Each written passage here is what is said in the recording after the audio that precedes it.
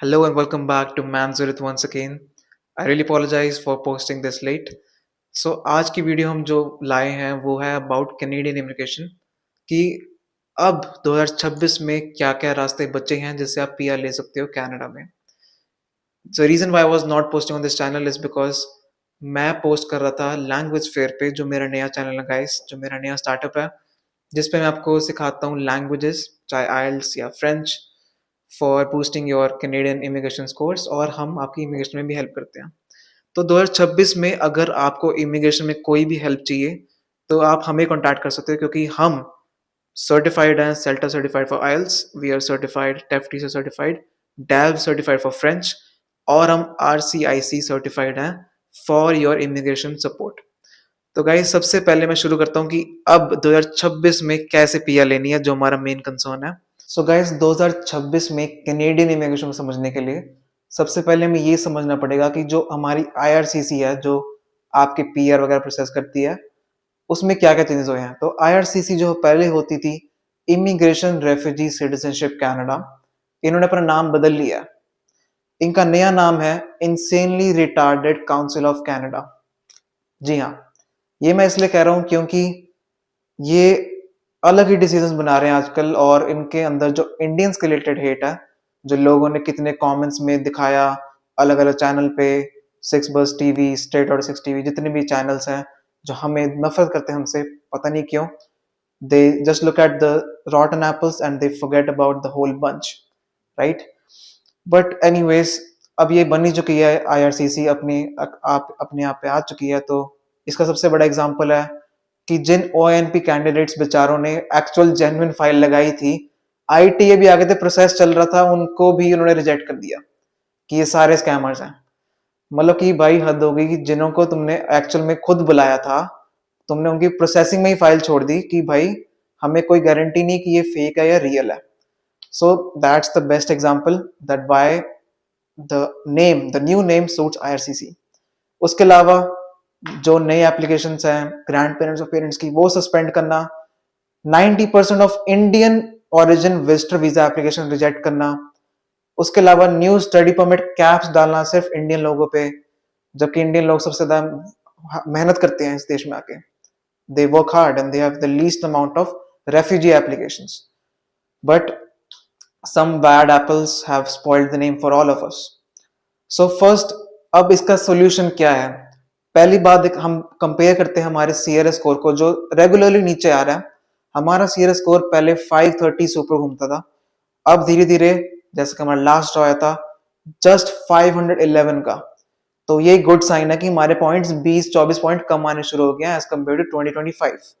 और ड्रॉ भी बड़े बड़े रहे हैं, जैसे आपने देखा होगा दिसंबर एंड में, जैसे आप स्क्रीन पे देख सकते हो, इतने बड़े बड़े ड्रॉ आए थे फ्रेंच के, और जनरल CEC के भी कितने सारे ड्रॉ आए थे. तो ये गुड साइन है. बट मेन दिक्कत किसको आती है, जो बच्चे आए हैं ग्रेड 12 के बाद, जो 12वीं पास बच्चे हैं, उनकी PF कनाडा में बिना किसी फ्रेंच या पॉइंट्स बूस्ट के नहीं हो सकती, क्योंकि उनके स्कोर ही 400 के रेंज में बनते हैं, 450 से भी कम बनते हैं. तो एक नॉर्मल जनरल ड्रॉ में आने के लिए उनको ये जो 50-60 पॉइंट का बूस्ट चाहिए, या फिर फ्रेंच ड्रॉ के लिए क्वालिफाई करना पड़ेगा, क्योंकि उनका जो फ्रेंच का स्कोर है वो आ रहा है 390 तक पहुंच चुका है. फ्रेंच का स्कोर मेरे ख्याल से 395 लास्ट ड्रॉ आया था, पहले 400 अर्ली 400 में घूम रहा था, उससे भी कम होकर 390 में पहुंच चुका है. तो ये तो क्लियर है कि जो बच्चे 12वीं के बाद आए हैं, या तो वो अपने 3 साल का एक्सपीरियंस ले ले, 3 साल के कोई डिप्लोमा कर लें, या फिर एक हेल्थ केयर डिप्लोमा कर लें. बट हेल्थ केयर डिप्लोमा भी आपको $20,000 का पड़ेगा. उसके अलावा सॉल्यूशन क्या है आपके लिए, फ्रेंच, जो सबसे ज्यादा सस्ता और सबसे ज्यादा सीधा रास्ता आपके लिए. दिस इज द मोस्ट सीधा रास्ता. आपको ना किसी एजेंट को पैसे खिलाने की जरूरत है, ना किसी और को, ना किसी स्कूल को पैसे खिलाने हैं. ऑलरेडी कितना पढ़ोगे आप, इतना पढ़ के आए हो, इंडिया में भी, यहाँ भी डिप्लोमा किया है, और कितना पढ़ना है आपने, PR के लिए पढ़ना. सिर्फ अपने खुद के लाइफ के बारे में सोचो, एक नई लैंग्वेज सीखो, आपको बाद में भी हेल्प करेगी गवर्नमेंट जॉब्स के लिए. अगर आप ऑटवा या फिर ओंटारियो के बॉर्डर पे रहते हो, क्यूबेक के, या फिर कहीं और भी रहते हो, गवर्नमेंट जॉब्स आपको बाइलिंगुअलिज्म से ही मिलेगी.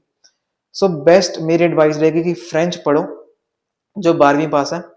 फ्रेंच पढ़ने से क्या होगा कि आपके पॉइंट्स तो बढ़ेंगे, अबाउट 48 पॉइंट्स, प्लस आपको फ्रेंच ड्रॉ के लिए एलिजिबल हो जाओगे अगर आपका स्कोर आ जाए NCLC 7। अब हम ये समझेंगे कि फ्रेंच करनी कैसे है, मतलब कि फ्रेंच में कितना स्कोर चाहिए और क्या क्या चीजें ओपन हो जाती है अगर आप फ्रेंच कर लो तो। सबसे पहले अगर आपका वर्क परमिट खत्म हो रहा है तो आपको सिर्फ लिसनिंग और स्पीकिंग में 5 बैंड लेके आने हैं। चाहे रीडिंग राइटिंग में कोई बैंड आया ना आए, कोई फर्क नहीं पड़ता। लिसनिंग और स्पीकिंग में सिर्फ 5 बैंड लेके आने हैं, उससे आपका वर्क परमिट एक्सटेंड हो जाएगा।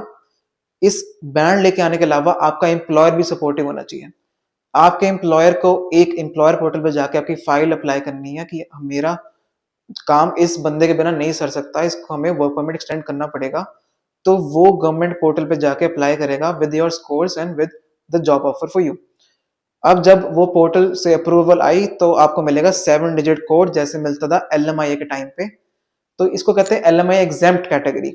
तो ये LMIA का जैसे कोड, जो 7 डिजिट कोड मिलेगा LMIA एग्जेम्प्ट का, वो आप अपनी फाइल डालोगे, अपने GC की के थ्रू एक वर्क परमिट एक्सटेंशन डालोगे, जिसमें आप डालोगे कि आपको एम्प्लॉयर ने सपोर्ट किया, जॉब ऑफर मिला है, आपके पास 7 डिजिट कोड भी है, और फिर फाइनली आपका वर्क परमिट एक्सटेंड हो जाएगा मिनिमम 2 से 3 साल के लिए। ठीक है, सिर्फ 5 बैंड फ्रेंच लाने का ये फायदा है।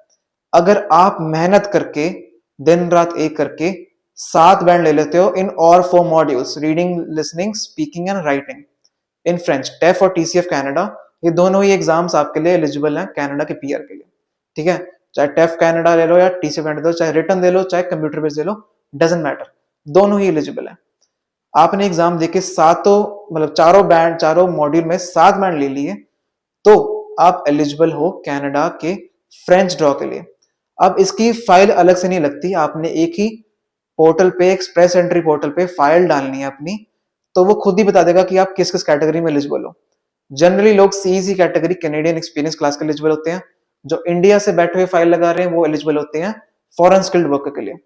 और आप एलिजिबल होगे CEC के लिए और फ्रेंच कैटेगरी के लिए कि अगर आपके स्कोर मिनिमम 7 है चारों मॉड्यूल में, तो आपको अपने आप ही ईमेल भेज देगा वही सिस्टम कि you are also eligible for a French category draw. ठीक है, सो उसके बाद क्या करना है, आपने सिर्फ इंतजार करना है एक नए ड्रॉ आने का और आपकी PR ऐसे होगी। तो इस प्रोसेस में टाइम कितना लगेगा, फ्रेंच सीखने में टाइम कितना लगता है एक्चुअल में, क्योंकि हम तो फ्रेंच सिखाते भी, हमारा जो दूसरा चैनल है language for French and French with Sumrit, I myself teach French, और मैं खुद फ्रेंच से PR हुआ हूँ क्योंकि और कोई चारा था ही नहीं मेरे पास, क्योंकि Indians are their own enemies. मेरे खुद का एम्प्लॉयर इंडियन था और मेरे दोस्तों का भी ऐसा बहुत हो चुका है कि मेरे खुद के एम्प्लॉयर ने मुझे पहले वादा किया कि मैं आपको दूंगा आपका वर्क एक्सपीरियंस लेटर और आपको LMI लगाऊंगा वगैरह वगैरह वगैरह, बट एंड में मेरे पास सिर्फ रह गए 3 महीने, और 3 महीने में दोस्तों, सिर्फ 3 महीने में मैंने 18-18 घंटे पढ़ के जैसे मर्जी फ्रेंच का एग्जाम निकाला है। पहले वर्क परमिट लिया, एक्सटेंड करवाया थोड़ी देर के लिए एक नए एम्प्लॉयर के साथ, और फिर मैंने एक और बार एग्जाम देके अपनी PR लिया। So guys, learn from my example and save your money, क्योंकि मैंने तो पैसे बचा लिए, क्योंकि मेरे पास 2 ऑप्शन थे, या तो मैं एक हेल्थ केयर का डिप्लोमा कर लेता, PSW किसी और चीज का $20,000 लगा के, जबकि ऑलरेडी मैं घर वालों के इतने पैसे लगा चुका हूँ, या मैं फ्रेंच सीख के अपनी PR ले लेता। So I decided that I would rather work hard than spend my dad or mom's hard earned money. So now choice is on you, what you have to do.